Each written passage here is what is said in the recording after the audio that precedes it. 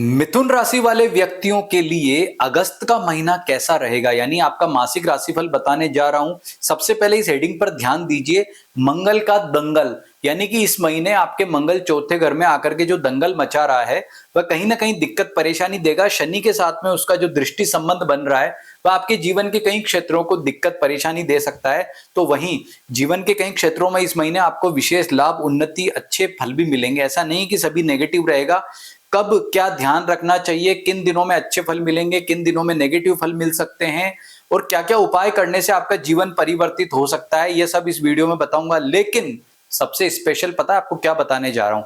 न केवल राशिफल, वरन इस वीडियो में आपको मासिक राशिफल में बताऊंगा मैं नक्षत्र फल भी। और नक्षत्र फल इतना माइनर तरीके से बताऊंगा कि जो क्वेश्चन होता है ना कि भाई मेरी भी मिथुन राशि है, फलाने की भी मिथुन राशि, उसके अच्छे दिन मेरे अच्छे दिन क्यों नहीं है, तो भाई उसका रीजन हम बताएंगे कि नक्षत्र के आधार पर यह फल प्रभावित होता है। वैसे तो प्रभावित होने के एक दो रीजन और हैं, वो टेक्निकल होते हैं, जन्म पत्री, व्यक्तिगत जन्म पत्री के आधार पर स्पष्ट होता है।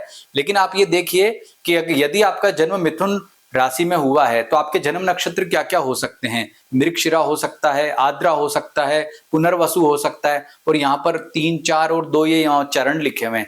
एक नक्षत्र में 4 चरण होते हैं और 9 चरणों से मिलकर बनती है एक राशि। यहाँ पर मैंने जो लिखा है मृगशिरा, आद्रा, पुनर्वसु, यानी कि मृगशिरा के जो है वो 3, आद्रा के 4 और पुनर्वसु के 2 नक्षत्र मिलकर के यहाँ पर ये राशि बनती है।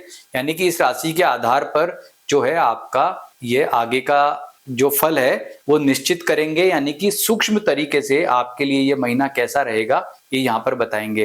तो आपको पूरा राशिफल जो है जरूर सुनना है। और अभी तक आपने हमारे चैनल को सब्सक्राइब नहीं किया तो कर लीजिए, क्योंकि हम आपके लिए हर महीने, सप्ताह, हर ग्रह के ट्रांजिट में ऐसे ही सूक्ष्म फल को बताते हैं जो आपके लिए बिल्कुल सटीक सिद्ध होते हैं। तो मिथुन राशि वाले व्यक्तियों, शुरुआत करेंगे सबसे पहले आपके स्वास्थ्य से। लेकिन पहले ये जान लो कि अगर आपको अपने जन्म नक्षत्र का ज्ञान नहीं है तो अपनी जन्म तारीख, जन्म समय और जन्म स्थान इस वीडियो के कमेंट में या फिर आपको कहाँ लिखना है, हमारा जो ये व्हाट्सएप नंबर है इस पर लिखकर भेज दो। नीचे एक लाइन जरूर लिख देना कि मेरा जन्म नक्षत्र बताएं, तो मैं आपको आपका जन्म नक्षत्र बताऊंगा, उसके आधार पर आपको ये राशिफल परखना है। तो शुरुआत करते हैं स्वास्थ्य से। स्वास्थ्य के मामले में आप देखिए कि आपका जो राशि का स्वामी है बुध ग्रह, वो चल रहा अस्त और वक्री, यानी कि बहुत नेगेटिव हो गया भाई। अस्त भी हो गया, वक्री भी हो गया, तो आपका राशि का स्वामी हो गया बहुत कमजोर। लेकिन वह जो है 9 अगस्त को उदय हो जाएगा कर्क राशि में और 11 अगस्त को वो मार्गी हो जाएगा। तो उसका उदय और मार्गी होना बहुत ही बेस्ट है। यानी मिथुन राशि वाले मेरे मित्रों, आपके लिए शुरुआत के 10 दिन तक स्वास्थ्य का पाया थोड़ा कमजोर रहेगा। आत्मविश्वास भी इन दिनों में थोड़ा वीक रहेगा। मानसिक रूप से भी आप जो है थोड़ा परेशान रह सकते हैं। लेकिन 11 तारीख के बाद आपके लिए पॉजिटिविटी आ जाएगी। आपको पता है कि पिछले जो जून का लास्ट वीक था, 28 जुलाई का जो लास्ट वीक था, 28 जुलाई का जब ये जो है मंगल आपके चौथे घर में आया था, तो वहीं से इसने एक दंगल मचाना शुरू कर दिया था और शनि से जो है वो दृष्टि संबंध बना करके जीवन में उथल पुथल मचा दी थी। तो इसकी वजह से क्या है, जिनको क्रोनिकल डिजीज है, ऐसे मिथुन राशि वाले मेरे मित्र जिनको हार्ट इश्यू है, डायबिटीज है या कोई ऐसी बीमारी है जो पहले से चली आ रही है, तो भाई आपको ज्यादा सतर्क और सावधान रहना होगा। मंगल का उपाय आप कर लें तो उससे आपको काफी लाभ होगा। तो भगवान गणपति की पूजा उपासना करें और मंगल का उपाय कर लें तो इससे आपको काफी राहत मिलेगी। जैसे ओम अमंगारकाय नमः मंत्र का जप, ओम गम गणपते नमः मंत्र का जप कर लेंगे तो आपके स्वास्थ्य में पॉजिटिविटी आपको रिजल्ट मिलने लगेंगे। सबसे महत्वपूर्ण बात कि इसको और ज्यादा सूक्ष्म तरीके से देखें। यदि आपका जो है मिथुन राशि है और आपका मृगशिरा नक्षत्र में जन्म हुआ है, तो देखिए मृगशिरा नक्षत्र में जन्म होता है तो वो व्यक्ति का चित्रा नक्षत्र कर्म नक्षत्र होता है, श्रवण आधान नक्षत्र होता है। यानी कि इन 3 नक्षत्रों में जब कोई पाप ग्रह है, आपके लिए कौन सा सबसे बड़ा पाप ग्रह है? सूर्य है, मंगल है, शनि भी वैसे पाप ग्रह होता है, राहु भी होता है, बट ये तो आपके लिए फिर भी कारक है, क्योंकि शनि आपके जन्म आपके जो है चंद्र कुंडली में कारक ग्रह, नवम भाव का स्वामी होने की वजह से। लेकिन मंगल, सूर्य और राहु केतु जैसे अगर ग्रह आपके इन 3 नक्षत्रों में ट्रांजिट करेंगे तो वो मृगशिरा वालों के लिए बहुत ही घातक होगा। ऐसे ही आद्रा नक्षत्र में जिनका जन्म हुआ उनका स्वाति और धनिष्ठा नक्षत्र, स्वाति उनका कर्म नक्षत्र है, धनिष्ठा उनका आधान नक्षत्र है। इन 3 मूल त्रिकोण नक्षत्र में कोई ग्रह ट्रांजिट करेगा तो वे जो है बाकी नक्षत्रों में वेद होने से दिक्कत होगी, परेशानी होगी। कौन सा? पाप ग्रह। ऐसे ही पुनर्वसु नक्षत्र में जन्म है तो विशाखा और सदभिसा ये उसके मूल त्रिकोण नक्षत्र है। इन 3 नक्षत्रों में अगर कोई पाप ग्रह ट्रांजिट करेगा तो उनको दिक्कत होगी। अब एक एक परखते हैं इनको। सबसे पहले देखते हैं आपका मृगशिरा नक्षत्र। जिन लोगों का मृगशिरा नक्षत्र है तो आप देखिए कि चित्रा और श्रवण, तो आप देखेंगे सबसे पहले सूर्य को देखते हैं तो सूर्य मृगशिरा, चित्रा या श्रवण में से कोई नक्षत्र में ट्रांजिट नहीं कर रहा है। मंगल जो है हस्त नक्षत्र में कर रहा है, लेकिन यहाँ पर आपका हस्त नक्षत्र नहीं है, कोई दिक्कत नहीं है। बुध पुष्य अश्लेषा मघा में ट्रांजिट कर रहा है, वो भी नक्षत्र नहीं है। उसके बाद में गुरु जो है आपका आद्रा में और पुनर्वसु में ट्रांजिट कर रहा है, वो भी नक्षत्र यहाँ पे नहीं है। शुक्र आद्रा, पुनर्वसु और पुष्य में ट्रांजिट करेगा, वो भी यहाँ पर नहीं है। ऐसे ही आपका राहु, केतु और शनि भी इन 3 नक्षत्रों में से कोई नहीं है। यानी कि मृगशिरा नक्षत्र वाले व्यक्तियों के लिए जो है ये समय बहुत अच्छा रहेगा, ये महीना श्रेष्ठ रहेगा।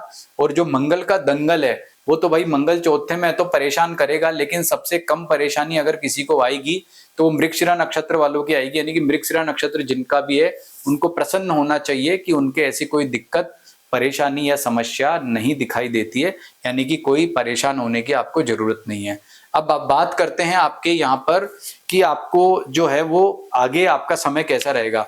तो जो है आपका नौकरी पैसा वालों के लिए टाइम कैसा रहेगा। तो नौकरी पैसा वालों के लिए देखिए कि जो बुध है, ये बुध शुरुआत में गड़बड़ है, तो शुरुआत के 10 दिन नौकरी पैसा वालों के लिए उतने उत्तम नहीं रहेंगे, तो आपको इन दिनों में सावधान रहना होगा। अब नौकरी पैसा और स्वास्थ्य का अपन आद्रा नक्षत्र पर जो है वो फल देखें तो आद्रा नक्षत्र जो है वो यहाँ पर आद्रा नक्षत्र में एक तो गुरु ग्रह ट्रांजिट कर रहा है, लेकिन गुरु क्या है, एक शुभ ग्रह है। तो आद्रा नक्षत्र वालों के लिए अच्छी खुशखबरी है कि जिनकी मिथुन राशि और आद्रा नक्षत्र है उनको कोई दिक्कत या परेशानी नहीं है। स्वाति नक्षत्र आप देखेंगे कि कोई भी ग्रह जो है ट्रांजिट नहीं कर रहा है, और धनिष्ठा नक्षत्र में भी कोई ग्रह ट्रांजिट नहीं कर रहा है। लेकिन आद्रा नक्षत्र में से कौन कौन से ग्रह ट्रांजिट कर रहे हैं, एक तो शुक्र और एक गुरु, और ये दोनों ही होते हैं शुभ। यानी कि मृगशिरा नक्षत्र वालों के लिए जितना टाइम बेटर है ना, उससे कहीं ज्यादा जो है वो यहाँ पर ये मृगशिरा नक्षत्र वालों का और आद्रा नक्षत्र वालों का टाइम अच्छा है। यानी कि आद्रा वालों के लिए भी समय बेस्ट कह सकते हैं। अब पुनर्वसु नक्षत्र देखते हैं तो देखिए पुनर्वसु का विशाखा जो है कर्म नक्षत्र है, शतभिसा आधान नक्षत्र है। तो पुनर्वसु में से कोई ग्रह का ट्रांजिट यहाँ पर हम देखते हैं कि सूर्य जो है विशाखा, सतभिसा या पुनर्वसु में से कोई ट्रांजिट कर रहा है क्या, नहीं है।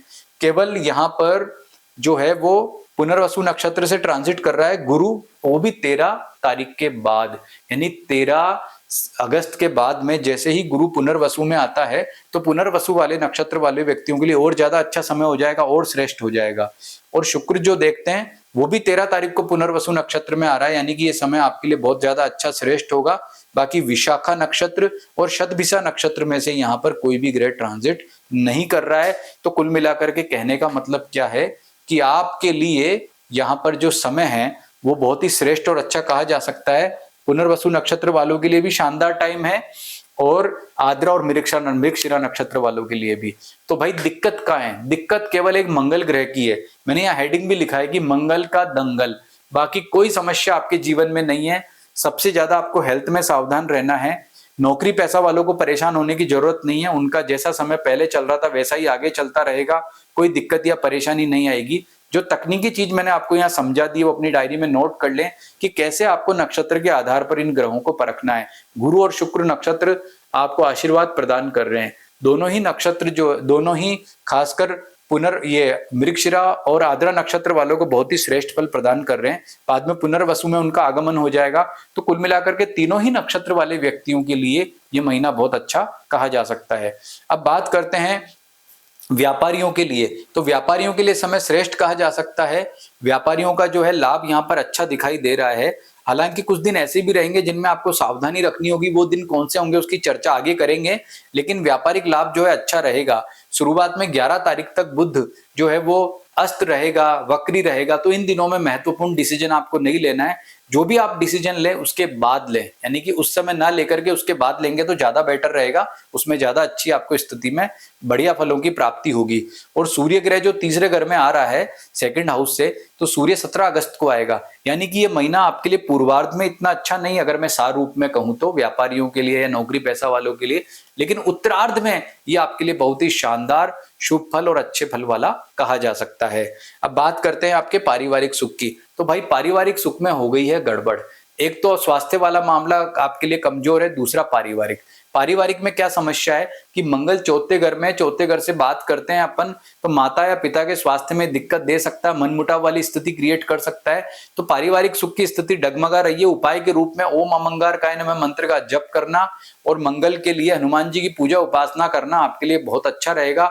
मंगल की कारक वस्तुओं का दान पूरे महीने करना है, जैसे लाल वस्त्र है, मसूर की दाल है, गुड़ गेहूं है, तो आपको इससे अच्छे जो पारिवारिक सुख में अच्छे फलों की प्राप्ति होगी। माता पिता से कोई मनमुटाव जैसी स्थिति बिल्कुल नहीं करनी है, नम्रता के साथ में रहना, उनके स्वास्थ्य का भी आपको ध्यान रखना है।